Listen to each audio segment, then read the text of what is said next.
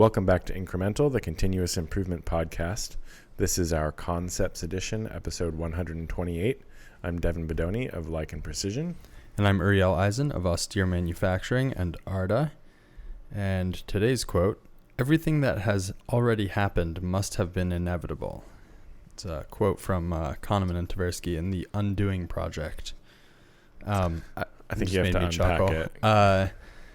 Basically, everything that has already happened must have been inevitable suggests it's talking about like a bias of like whatever happened was much more likely to have happened than it really was. Mm-hmm. And so it just skews our ability to predict future events because you can look back and go like, these things happened, or I've seen these patterns, even if the thing that happened was not actually very likely. Mm-hmm. It seems, and a lot of other things besides.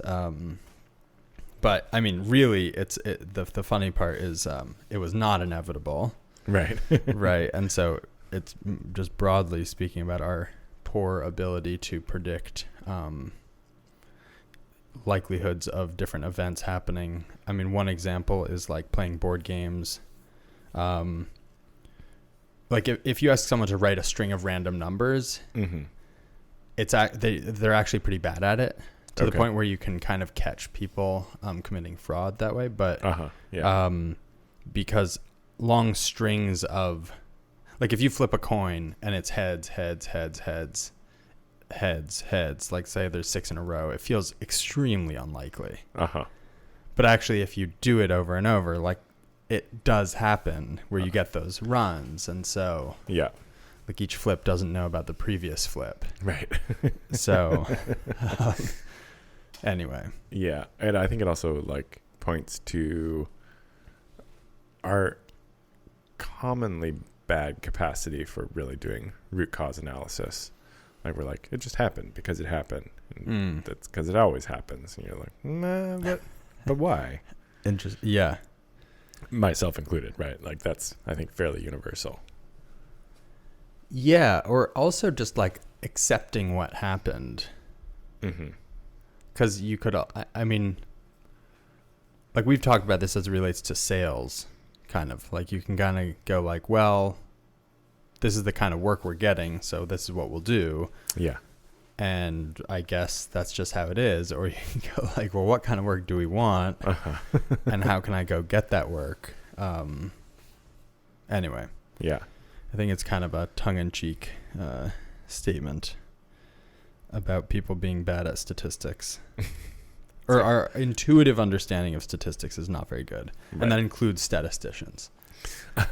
Actually, like they tested that specifically. Oh, really? Interesting. Yeah, all sorts of weird. Yeah, basically, I mean, if you've read Thinking Fast and Slow, or if you haven't, quick summary is that there's 2 ways that we can figure things out. One is based on our gut or intuition, mm-hmm. which is extremely fast and cheap in terms of energy. Yeah. And the other one is by calculating it. So they call that system 1 and system 2. And weird things like if you frown, like make a frowning face, while there's like one word problem of if you buy a pen and a pad and the pen is $1 less than the pad and the total was $1.10, how much does the pen cost? Okay. Right. And intuitively it's 10 cents, which is incorrect. It's 5 cents. Because otherwise the total will be whatever, $1.20. Okay. And if you have people frown while figuring that out, they're much more likely to see that that's the wrong answer.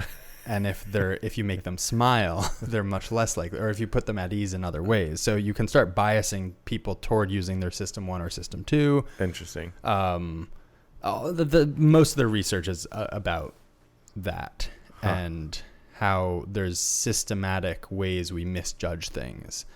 Anyway, kind of intriguing. Wild. Yeah, it is kind of. Guess I'm gonna frown more. Yeah, it's funny. I was reading a lease the other day, and I was like, "Oh, maybe I should be frowning." So I actually am reading this, and I'm going like, "Oh yeah, great."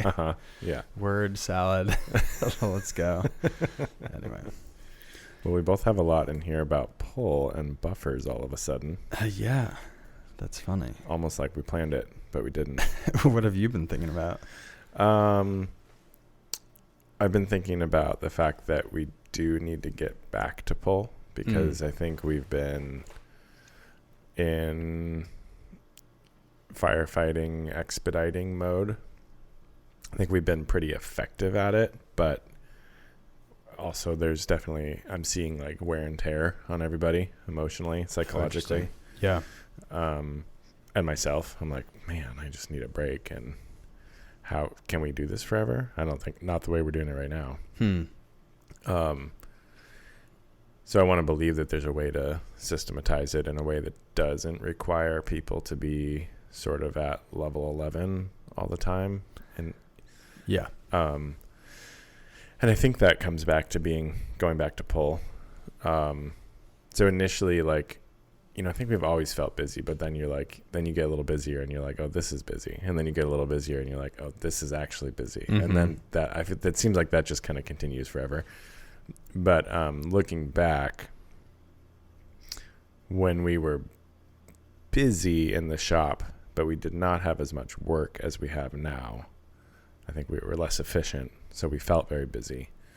But there was still, I think, a little bit more sort of slack in the system. Yeah. In which to be playing with trying to pull things through the shop instead of push.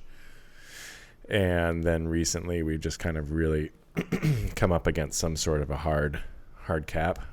And I've noticed this happen quite a few times in the business, where we kind of like, I notice it on a revenue basis where it's like, okay, we've hit this ceiling and pretty much every month that's what we're doing. And we're not really going above it, not really going below it. I think that, you know, it's not a dead reliable indicator, but it does seem to be fairly reliable that something in the business is causing a constraint. Yeah. So anyway, we've hit another one of those for the past maybe 6 months.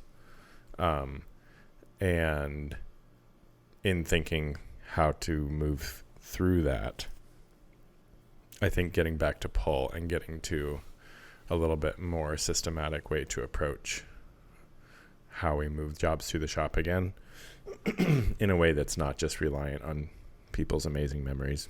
Yeah. So I think there's I think there's a few things. One is, I think it's easy to make the mistake of, and this is in talking to you and talking to a bunch of other folks, and also just in my own shop. Mm-hmm. Push and pull feel very adjacent sometimes. And I think it's easy to sort of take the easy out of being like, well, we're always producing to true orders, right? Like for you, you're never not producing to real orders. True. Which means in a gross sense, it is pull. Sure.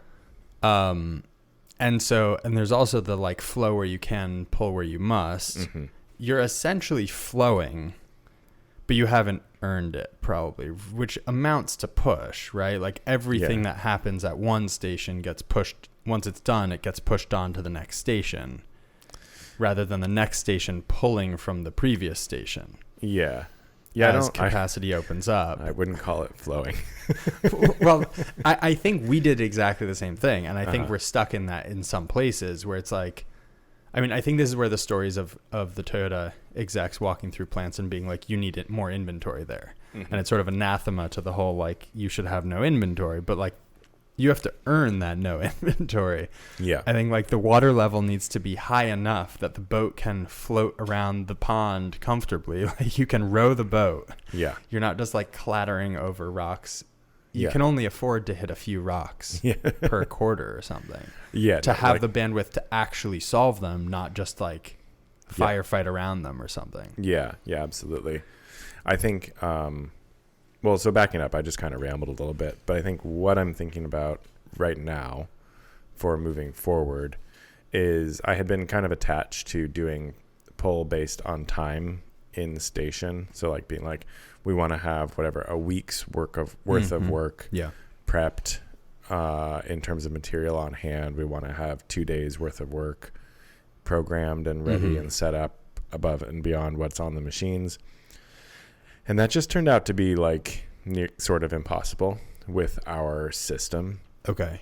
System being the job board, or being the job board, being our job management system. I think fundamentally, the root cause is really just this, that we don't have, for high mix work that we've never done before, we don't really have a good idea about how long a job is going to take. We have a vague estimate, right? Like I put in some numbers for quoting. They're not entirely wrong, right, but the accuracy is highly variable. Okay. In addition to that, there's all of the other things in the shop right now that cause delays that are not necessarily part of a job specific thing, right? So there's like lack of bandwidth in the shop causes delays, other issues cause delays, and then there's delays that happen maybe within a part, quote unquote, itself, where it's like we thought this was going to be an easy one and it ends up taking 3 extra days because we totally underestimated some feature. We broke all the tools and we got to whatever, Yeah, things like that. They happen. Yeah. So fundamentally, we haven't earned the capability to do this based on time, I don't think. And so we kind of threw it out. But I'm coming back to wanting to use pull in the shop. And what I'm coming around to is that maybe we don't try and sort of reach for the stars in terms of trying to have an accurate, time-based pull system. But we just say, we're going to do whatever, 3 work orders programmed, 10 work orders stock on hand, and however else that cascades through the shop. And we're going to accept the fact that like there's going to be issues with that, right? Like 3 work orders programmed in some cases might be a month and a half worth of work, and doing that work right now when it's not necessary and buying all the material right now when it's not necessary is wasteful, but also not hugely in the grand scheme of the business. The bigger issues might be when 3 work orders are actually only a half day's work, and then we're scrambling to fill a buffer. But right, an easy incremental. Yeah, that sounds like a good approach. Also, like the point of incremental improvements is that you'll learn a lot, right? Like an easy fix to the really short job is I bet you have a pretty good sense of when something's a really short job, right? Sure. And it's not necessarily, so you could maybe add a tag to it, like a yellow sticker, and it's like, okay, we're going to add a 4th, right? Those ones don't count toward our whatever. Or I don't know. Like, I feel like you'll hit those problems and solve them. It makes me wonder if, the problem with command and control style planning, which is like, okay, this is our estimate for how long this job will run, and then we have an estimate for how long this job will run, and if we stack them all correctly, it means that I don't need to program a new part till that day, and we'll hold off on buying the material because cash flow wise, whatever, and like you start to piece all these things together and you can feel very clever. I wonder, like, sort of talked about this, the idea of like a command and control style when you have deviation in your cycle time going hyperbolic in cycle time. Like, I wonder if the cap is that. I wonder if as you approach anything above like 85% utilization of the shop, if you are operating in that mode, you can't really break out because it would just like the cycle time of the whole system just spikes the second one thing goes wrong, and then it's like, well, we can't run that on that machine now, and so we're reprogramming for and like like everyone's ability to sort of absorb that and plan, I guess. And the other thing is like that doesn't have any leverage, that activity, which of firefighting. It's not a hot take, but hot take. Ooh, la la. Right, because you're only solving your existing problem, not like the system for operating the shop. in firefighting. Yeah. You're like, okay, well, we'll run that on that machine. And it's like the likelihood of being able to repeat that. Yeah. Yeah. What this kind of like moves along to, though, or what I'm coming to realize is like if we try and move to this sort of system where we say we want to have 3 jobs programmed for every machine and prepped. We want to have 10 jobs, material on hand, lined up ahead of that for each machine. Those buffers are fairly big, and that starts to be a fairly considerable amount of labor to keep those buffers full. Yeah. And so that kind of comes, the next topic I have here is buffers versus extra capacity, but it's sort of like both. Is like you have to have capacity to fill your buffers. When I wrote this down, I was thinking about a different topic, which was like, do you buffer out your system ahead of your capacity to maintain a high utilization rate, or do you have extra capacity at your sort of bottleneck to absorb kind of big flows that come through? Anyway, I'm going off topic here, but I think bottleneck might mean inherently that you don't have spare capacity, but I think I know what you mean. It's more like your pace maker or something. Yeah. More like, more like pacemaker, or it's like if you know it is the constraint of the whole system. Yeah. Do you try to get more? It's alleviating a bottleneck, I guess. I guess excess capacity is what I meant, like overflow capacity. Yeah.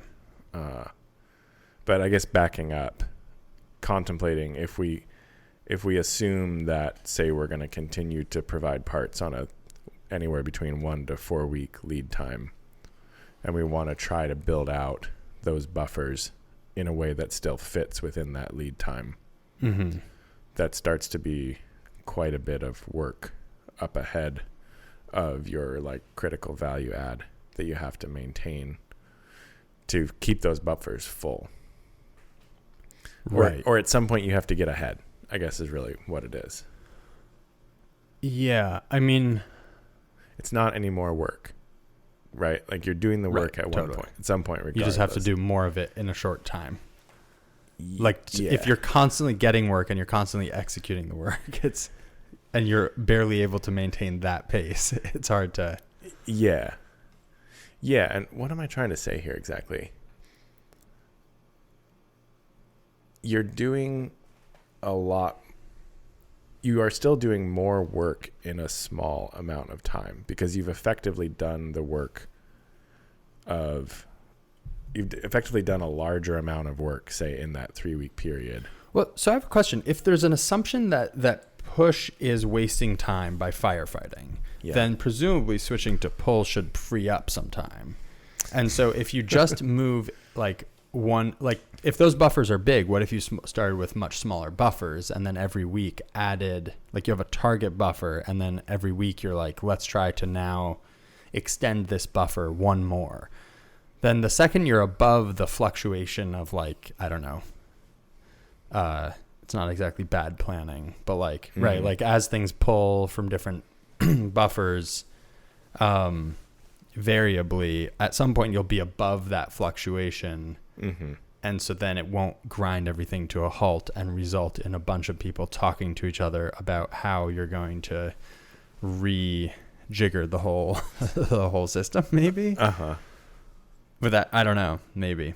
I'm running into the same thing where I think we're at this point, we're kind of hitting a point where we're very busy to the point where we can't make improvements. Yeah. Which I know saying that is like, you know, our quote from last week. Heresy. Well, just like improve, you know, if you don't have time for improvements, don't worry, you'll have time when you're dead. Yeah. Like no one has time for improvements, but I definitely see the dangers of pushing further where you keep trying to get more out of the system. It means less and less of the time is going into fixing problems. Yeah. And then you're sort of on this, I don't know, hamster wheel where like your burn rate goes up because I don't know. And I think it's easy to fall into just bad systems and no capacity to improve them. And you have such a high like weight, you know, the payroll is high and your rent is high and your machine payments are high. And so you can't really take your foot off the gas to fix the things. Yes. I don't know. That's sort of like my fear. It's legitimate fears. I think one of the things we had talked about, I think a week ago or something on this topic, is one thing that's cool about pull and specifying your buffers is that you can design your buffers to be, and you see this on shop tours, right? Like if you have those traveling shop carts, you could tape out an area on the floor that holds 5 shop carts, and a shop cart only goes into those frames when it's ready, like truly ready. Suddenly at a glance, you're like, oh yeah, we're good. Like those are full. Or at a glance, you're like, there's only 1 cart there. We're in trouble. Yeah. Yeah. So that starts to be kind of very cool. Whereas in a completely variable environment, it's like, I don't know where you'd look for that. I don't know. You can't really design around anything in particular or optimize. I mean, another bad example would be like you could have 10 areas for incoming stock that are really easy to pick with a forklift or something, right? And you had explained to me why that's not really applicable, but it's kind of cool that you can do that once you specify, without standards, there is no improvement. Once you create a standard buffer, you can design around that. In working with more customers on ARDA, it's very interesting. An aspect people don't anticipate making things easier is like the second you have a standard order quantity, it means that you can designate space on your shelf for that quantity that's going to come in, and you can make sure that when it comes in, there's space on the shelf, which sounds really obvious, but so many shops, including me, never had that ability because it's like, well, we just buy what we think we'll use, and so we put some here and we put some there and make it work, and some on the table and some stays in receiving till we have room for it.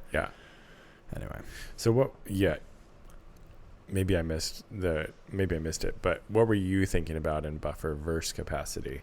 Like, what was your thought process? So, it seems like you can size your buffers for capacity, right? Size them for your capacity? For whatever the capacity is of the downstream process from that buffer. And that's one way of doing it. It sort of depends, like, if you have a set capacity downstream, you don't want your buffer to idle that process. On the flip side, you can have your capacity make up for variations. Like if you have really high capacity on some station, you actually don't need a buffer there, because if you get a big spike and that can roll smoothly through the process, then you're fine. Something that occurred to me with airplanes, that's all command and control.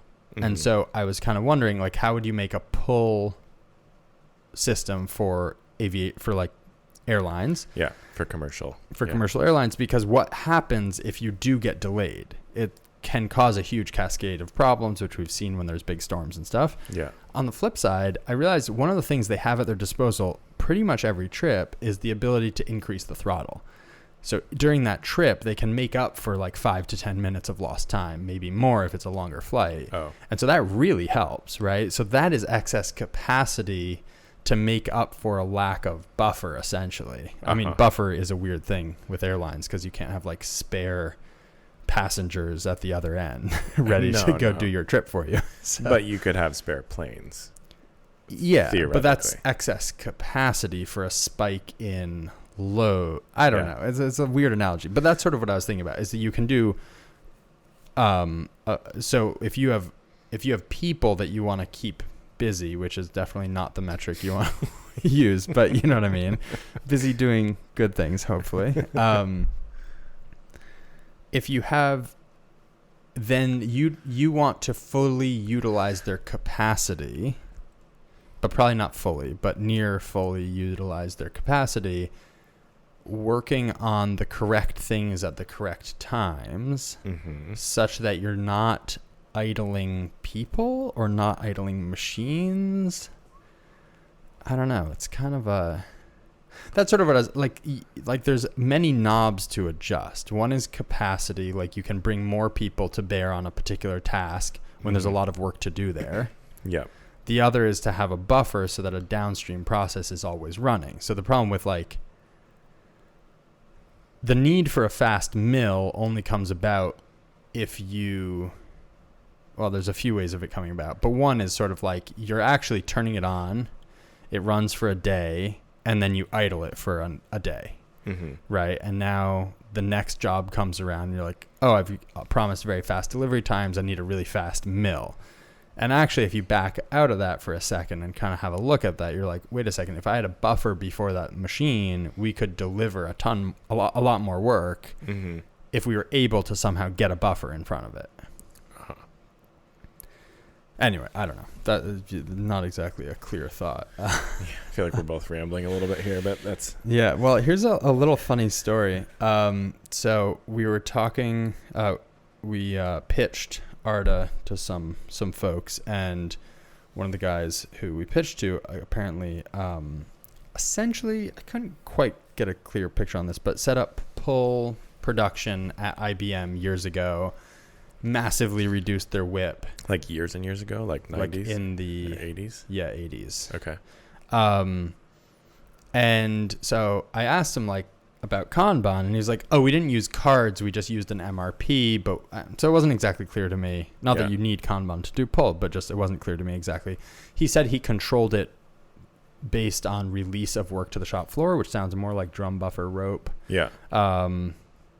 Anyway, so I asked him like, how did they track inventory? Like, did they have a BOM and that reduced from their MRP, or how did they know? And he said, oh, yeah, that was a total mess. So that he implemented what he called Amnesty Day, which was that anyone in the shop could bring back their stashes of supplies that they had hidden away without any questions being asked. And the reason people were literally hiding parts is because if the MRP messed up, it would idle their station because they didn't have enough parts to produce. Right. I didn't ask, but I'm guessing there was some measure of uptime or something like that, right? Where they would get punished if they didn't produce. And so they just had, they like, the system said they should have, thousands of something, and they go look and there's not much there. And so it was like, above a hung ceiling or tucked in the panel of some machine or like literally. Wild. Yeah. So anyway, I thought that was very funny. I wonder what the costs are like on a business of that scale for that kind of thing. What's wild to me is we keep talking to bigger and bigger companies, and I mean, this shouldn't be a surprise, I guess, but it is shocking how few people have read the Toyota production system. And in my head, I had this when I went to college, and I had built a bunch of cool stuff in high school. And I was like, I'm sure I'm going to get to college and everyone's going to be building way cooler stuff. And then I got there and I was like, oh, they're all doing it just like I am. And I think in my, you'd expect that some big company has solved all these problems, right? And then you go look, and it's like, it's not at all. It's just scaled. Right. Yeah. All the people running around with their hair on fire, they just have more people doing it. And that's how you get big. That's how you can get big. Yeah. We just talked to a company yesterday that they do, every 2 weeks, they do manual counts of all their inventory. And the reason they do that is because they're using sort of a command and control. It's very software light, let's say. Okay. And so I asked, do you use a BOM to subtract your parts from your inventory? He's like, yeah, we don't have BOMs, so the way they track their inventory is literally just counting everything every 2 weeks. Wow. And then they kind of come up with a guess of how much they'll need for the next 2 weeks. I don't know if it's 2 weeks, because some of their suppliers, I'm sure, bigger orders or smaller. So someone's doing some dance behind some curtain, to get that sort of right, I guess. Interesting. It's just wild. Yeah. It is kind of crazy that, I mean, experience counts for a lot as well, right? Yeah. Experience counts, but it is kind of wild how little people tend to stop and read and research and like really sort of dig in a bit. A friend of mine, this just brought, a friend of mine's in like a class right now for project management style stuff. And he was like, yeah, I mean, it's cool. Like, there's good information, but this is clearly just like a guy who came up with some stuff. The class. Yeah. And is now selling it to people. It's not like. That's funny. He's not a genie. He hasn't come up with anything like super unique. He's just presenting what he's come up with. Right. And people are paying him for it. That's, man. Yeah, it was funny. I guess in answering a question, my friend, like, basically said, like, well, my job is to, like, reduce waste in the company, and everything that I do is waste because I'm not, he works in construction. He's like, because I'm a project manager. And the guy was just like, like, that's not the answer he was looking for. That's so funny. Yeah. So I have two great examples of without standards, there is no improvement. One win and one not yet win. Not yet. I'll start with the win. So every time we've done a trip for Arda to a different city to visit a customer or something, the rental car is always under Kyle's name, and so I can't drive it because he doesn't have my license when he books it. And so now we built SOPs into Arda.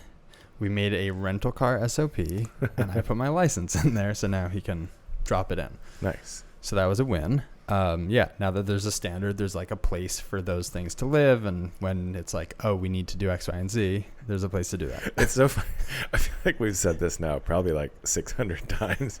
But like every time I do it, I'm like, God, this is great. It's so good. Yeah, it's so good. Totally. Yeah, it's weirdly gratifying. Well, I think why it's gratifying is it's so frustrating going through life. One of the most frustrating things to me is like, when you see a problem, you know how you would fix it, but there's so much work to like, right? Yeah. Kind of like, well, I'm not going to, or you're too busy to fix it. You're just like, I guess I just won't. Yeah. Like that sucks. That just really sucks. And there's so many examples of it. So on the not yet win side, and I'd love to pick your brain about this a bit. I'm programming more parts on the CNC, some new products, and so I have this model of like the vise on the trunnion. Yes. Word salad to anyone who's not into CNCs. Anyway, and it has the soft jaws on the vise, and basically I just copy an existing model that's sort of close to the geometry, and then I like delete a bunch of features and take out the old parts and sort of get back to like a square one-ish. Yeah. And then I put in the new... It's the siren's call of theoretical efficiency. Which is... The copy and paste of an old program. Like, it's like pretty good. It works. Exactly. I know exactly. Yeah. I've been there. Yeah. Yes.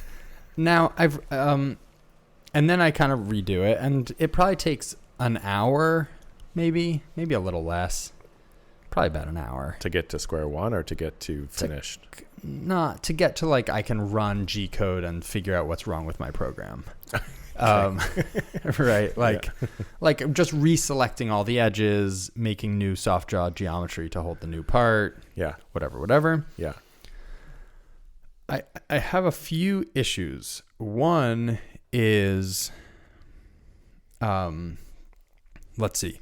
One is I improve different parts of the model, right? I'm like, oh, if I reference this face with this toolpath, every time I delete the part, sometimes I'd do like tool orientation. I'd select a face of the part. Oh, yeah. So then it's another thing you have to go reselect when you put a new part in there. Okay, yeah. So I've started doing like faces of the vise instead of something that won't go away, whatever. But that doesn't propagate. Right. Because there isn't a standard template. There's a place where I make improvements, or if I adjust some parameters on some toolpath and get better results, like, yeah, I've improved that one. There's a million others. So that's one aspect. The other aspect is I sort of based this off of the container method from Rob Lockwood, which I think makes a ton of sense for prototyping parts. But what I've noticed is I'll make a component, and maybe I'm just not doing this right. Make a component, make a derived version in Fusion. Why do you do that? It creates like a one-way valve. Okay. Sure. So you can modify the geometry and it won't propagate back for like machining purposes. I don't need to do that. Okay. Probably. But then if I want to make, like, let's say I make a 3/4 inch cam buckle. If I want to make a 1 inch cam buckle, I kind of need to start again and then and then put that into a copy and pasted model. Mm-hmm. So I've been thinking about maybe making a good model that I drag into, like, of the vise and trunnion that I bring into the part model instead of vice versa. Why? What would that gain you? What that would gain me is then I could duplicate, like, let's say I made a 3/4 version and then I wanted to make a 1 inch version. I could just save as, make a duplicate of that whole thing. And then all of the tool pads would be pointed at the right geometry. All of the soft jaws would adjust. Are the 3/4 and the 1 inch, are they unique parts, or are they the same that are just like parameter driven and you just adjust them? They're typically unique parts. Okay. So I guess I'm not following how that would. So I could make a 3/4 inch version, get that right. Yes. With all the tool paths. Yeah. Then I could go up top left of the screen, go file, save as, and then just save a copy of that whole program. Yeah. And then I could mess around with the model till it looked like a 1 inch version. Oh. And all the tool pads and everything, if it's just distorted a little, right? Like all the proportions are different. Mm-hmm. You see what I'm saying? I Rather do. than bring the part into the vise, I bring the vise into the part. I don't think that's the key. We're deep in the weeds, but I think there's going to be, I could be wrong here. So anyone who knows, please reach out and correct me. But I think for some of those tool paths, there's not really a good way to get around reselecting geometry unless you have a parameter driven part where the 3/4 inch and the 1 inch are actually the same part, just with different configurations. I think they'd stay correct. Like if I go remodel the part, but I don't draw new lines and then do new extrudes, etc. Right. Yes. Which I think you can do with with a configuration of that part. You can have a 3/4 and a 1 inch configuration and then a table that defines the features. Huh. And so in that case, you could save as, or you could just have multiple in one and then select which configuration I'm running. Yeah, I think so. I did more of this in SolidWorks with HSM, but I'm pretty sure the capability exists in Fusion. It feels a little scary to not have like a static model of my production. Sure. Also, but I'm guessing also like the reselecting of geometry is probably not your bottleneck in this whole process, and that if you were to template those tool paths and just bring them into a new file, like have a quote unquote template, like your base model assembly that has all of your work holding and your setups and your origins preset. Yeah. And then have all your tool paths templated as tool paths. Right. Not saved in there, but there's the whole like right click template thing. Why is that better than having them in there? And, I don't know if it's necessarily better or worse. It just allows you to use them in more places. Gotcha. And sort of they become a standard instead of just being the one that's saved in that one file and you have to go find the right file. So I think that would probably be I think it feels a little more brute force and like it feels like a little bit more work, but in reality, I think you would have, on an ongoing basis, you would have a better standard to work from. But there's a joined version of this where I have a model of the vise with the raw soft jaws on it. Yeah. That I bring into the model of the part. And then when I go to the Fusion, to the cam side of things, I would import those template tool paths. And then And then I could make the 3/4, the 1 inch, the 1.5 inch versions kind of easily. I think whether you bring it into the part or the part into it, I don't think that really matters. Well, it does matter, or maybe I just don't know about some very cool feature. If I duplicate the part, so I have a 3/4 cam buckle and I go save as, and I save it as a 1 inch cam buckle, and then I go adjust all the dimensions slightly. Yeah. That won't then propagate to the model with the part in it, such that it adjusts the soft jaw geometry and all the other things. True. Right? Like I sort of want to duplicate that whole family of referenced files. I think you have to do configurations, basically. Okay, I didn't know about that. Yeah. The last question I have while we're deep in these weeds that is... Or keep them separate so that you don't have... Because I think you're just asking for conflicts, kind of. And for... You want to be able to always go back and know, like, last time I did 3/4, I didn't fudge with this at all, and this is, like, good. Yeah, I'm not talking about changing 3/4. I'm just saying once I've selected all the toolpaths and if I duplicate that file and then tweak the geometry, I just want it to propagate through to the toolpaths. I still have the 3/4 model separately saved. Anyway, the other question I had was about driving a toolpath based on today's date automatically. Oh, I have no idea. Right you now, look for engraving? Yeah, right now I always put the date on the soft jaws as a rev control, kind of. And just so when they're worn out and I look at them and it's like, oh, this has been running for 8 months. I'm not. And it just occurred to me that would be a cool thing to build in. Where anyway, have you Googled it? No. I'm doing it right now. Nice. I'm guessing there's a way. I feel like that would be not a big win, but it would be kind of satisfying. It would be. I mean, again, that's probably not your key issue right now, but it would be very cool. Yeah. Lastly, I did an advertise. Okay, normally I have 200-ish people on the website just on a normal day. Like nothing in a magazine or anything, just kind of a normal day. Yeah. The last few days I've had like upwards of 2,000, like 2,000 to 5,000. Wow. What's changed is I ran an advertisement through the Meta like business portal rather than the Instagram advertising portal. Okay. Which is sort of the same thing. So it's all of Meta's platforms, not just Instagram. It is so hard to use. It's kind of unbelievable. And then my conversion, like the sales have not scaled. And so I was kind of like, what is going on here? I was looking around. Most of the traffic is coming from Africa.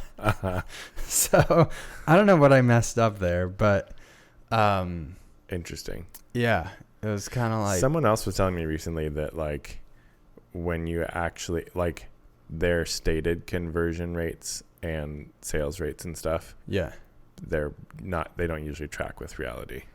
Yeah, and actually I've talked to a few other people who have mentioned that lately they've been having like issues with targeting, like Meta specifically, and like refunded some folks. And then just in a bigger like macro trend in the industry, I've heard a lot of people are having higher customer acquisition costs with online advertising. I mean, this isn't exactly new, but more and more. And so hilariously, I've talked to a few businesses who are like, yeah, we're kind of trying to look at other channels like wholesale, for example. I thought you were going to say like magazines. No, just like full circle, right? Like that's why people used to do a lot of wholesale. And then it was like, wow, direct to consumer has crazy margins. Yeah. And then over time that became more and more efficient, where people are just like throwing a ton of money at getting eyeballs on their site. Yeah. Well, I mean, there's margin there. People are going to come for it, right? Yeah, basically. Like things always equal out it eventually. Yeah, till everyone's making the minimum they'll kind of accept. Yeah, unfortunately. Yeah. Is that what capitalism's getting us all? I think it's called efficiency in some circles. I mean, it is efficient, right? Sure. Yeah. Optimizing for something. Yeah, optimizing for what people will stand. Yeah. On that note. On that bombshell. Thanks all for listening. You can find me at likenprecision.com, lichen_MFG on Instagram, the podcast at Incremental CI on Instagram, and we have a Patreon. Please check it out. And you can find me at austere_manufacturing on Instagram and austeremfg.com. If you want some fancy buckles, go check it out, especially coming into the holidays. And Arta Cards or Arta.cards on the internet and Arta.cards on Instagram. And check that out. And we'll be back next week. All right.